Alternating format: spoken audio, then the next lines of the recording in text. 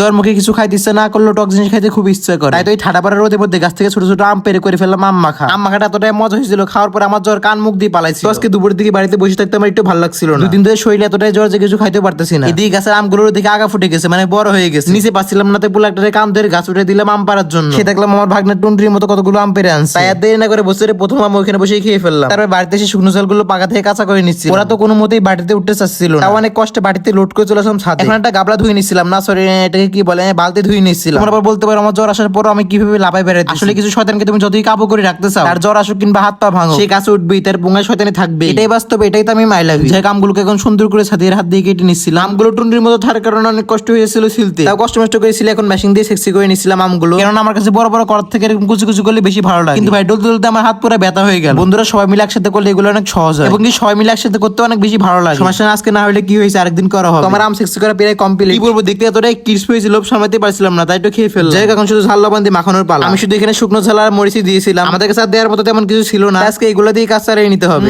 সে হয়েছে একটু গুঁড়ো ঝাল দিলে বেশি ভালো লাগবে, তাই আমি বইমটা খুলে হালকা গুঁড়ো ঝাল দিয়ে দিচ্ছি। তারপর ওটা দিয়ে মাখানোর পরে জাস্ট দেখো কতটা ক্রিস্পি লাগতেছে দেখতে।